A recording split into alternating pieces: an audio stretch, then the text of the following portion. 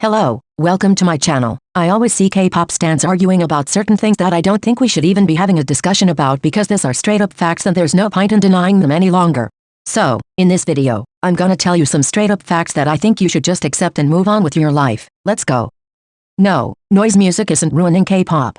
Oh my god, K-pop stans are literally so dramatic. They be screaming about noise music leading to the downfall of K-pop as if every group was doing experimental music. The groups that have an experimental sound are actually not that many. Most groups have a totally normal sound. There is literally something for everyone, no matter what genre you're into and what style you like. Noise music, experimental music, messy music, however you wanna call it, it is not gonna ruin K-pop. There will always be something for everyone and you're just being extremely overdramatic. The problem is that you'll always focus on the things you dislike. If you stopped doing that, you would see that only a small percentage of groups have an experimental sound.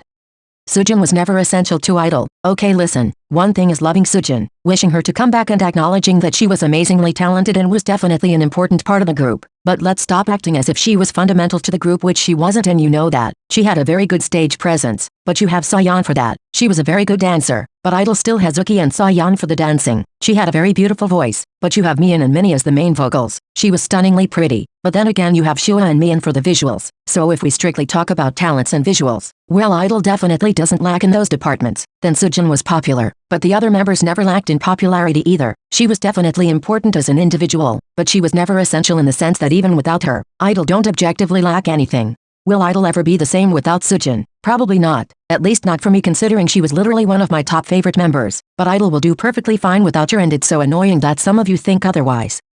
Punk pop is not overdone. K-pop stans have been complaining about punk pop being overdone for a while now, but it was with Idol's Tomboy that the whole discussion started again and made me wonder if these stans had a point. Well, it turns out they do not. If you told me the retro concept is overdone, then I would agree, but punk pop is actually not that common. In the last year or so, besides Tomboy, we had Love Song and Loser Lover by TXT, Smiley by Yenut, Rock With You by 17, and probably another couple of songs that I can't remember right now. But as you can see, there are not many. In comparison, the amount of retro-sounding songs we got in the last couple of years is enormous. The truth is that punk pop is not overdone, and you're only saying it because you dislike it. Stage presence has a different meaning for everyone, and there's no right or wrong meaning. For some people, stage presence is about being good dancers. For others, it's about being energetic performers. For others, it's having a lot of different facial expressions, and for others, it's simply about embodying the concept. It's useless arguing about which criteria is right and which one isn't. Stage presence is something that I can see in an idol because of a certain factor, and that maybe you can't see because of another factor. At the end of the day, if an idol keeps me watching and keeps me entertained, then that's the important thing. If someone possesses a certain charm, then that's what I care about. Everybody has their own standards when it comes to judging stage presence, and that's okay. Women come second. It's sad to say, especially because I'm a girl myself, but it's true. This doesn't only apply to K-pop. We can see women being considered less important in many other situations. But since we're talking about K-pop, let's stick to women being mistreated in the K-pop industry. It always happens. You see it in the way companies put a lot more budget in their boy groups, in the way boy groups get more frequent comebacks. You see it in the way girl groups are always held to a higher standard by their companies. It's in the way companies are so quick to protect male idols who are caught up in a scandal but do little to nothing for the female idols that are in those situations as well. You see it in the way most survival shows always start off with the female version, using girls as lab rats to then improve everything for the boys in the following seasons. These are straight up facts, and I know that discussing them in a YouTube video serves no purpose at all, but I just find it so annoying when K-pop stans try to act as if misogyny in the K-pop industry was not a real thing, because it is.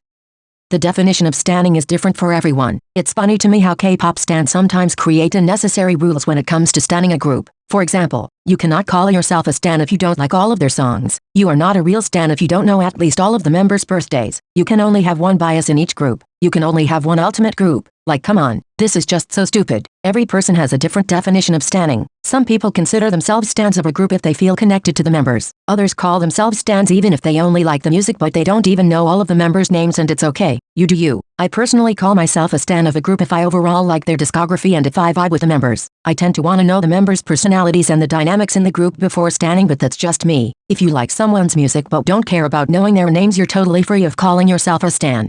The Kepler members aren't supposed to get lines based on their rankings. There's not a day that goes by where I don't see Keplians losing their shit over the line distribution. I'm sorry, but since when are the members supposed to get lines based on their rankings? It doesn't work like that. Besides the number one ranking, who is basically gonna be treated as the center and will definitely have more lines, the other members are gonna get lines based on their abilities and how well they fit a certain song. With that, I'm not saying that the members of Kepler who get less lines are untalented. In fact, I'm also sad to see how Mashiro, Yujin and Betty get little to nothing. But don't act as if it was some kind of rule that the highest rankings are supposed to get more lines. For example, one of the best dancers like shouting ranked last. She still gets the center part during a lot of dancing parts because she's a great dancer. It's not like just because Bahi ranked second she's supposed to be center in a dance break if her dancing skills are not as strong as Xiaoting's. This was just an example, but anyway you get it. Another example is Hikaru. She gets more exposure when it comes to dancing since she is one of the best dancers, but she doesn't get that many lines since she isn't that strong of a vocalist. Like I obviously want all of the Kepler girls to get lines, but it annoys me when someone acts as if the amount of lines you get had to depend on the ranking. They depend on what each member's strongest asset is, and how well they fit a specific song.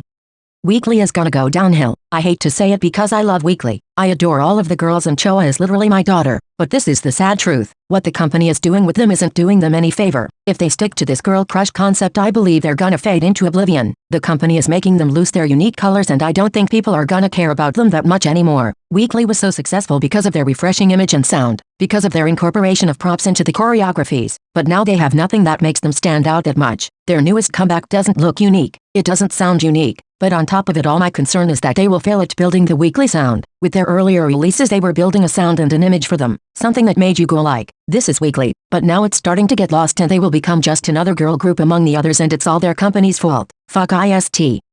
Yurina wasn't that special. If you have watched Mnet's survival show Girls Planet, then you definitely know who Yurina is. She used to always have high rankings and people were surprised she didn't make it into the final lineup. But anyway, this is not the point. The point is that Yurina stans have always been attacking Bahi for quote-unquote stealing her spot in the lineup, which is the most ridiculous thing I've ever heard in my life considering Yurina ranked 14th. So there were other 4 girls ahead of her. And if anything, the only one who would have made it into Kepler if it wasn't for Bahi was my bestie Kim Suyeon, who ranked 10th. But moving on, I just have to say I don't think Yurina was that special. Like, I watched her solo debut that dropped a few days ago and yes, she can sing, she can dance, she's pretty and her stage presence on Girls Planet was okay, but she was just okay. She was honestly nothing special. She wasn't that outstanding and I don't understand why people keep putting her on a pedestal. They must be doing it just to discredit Bahi because there's no way you're gonna tell me that Yurina was that special. Yes, she was good but she wasn't revolutionary or anything.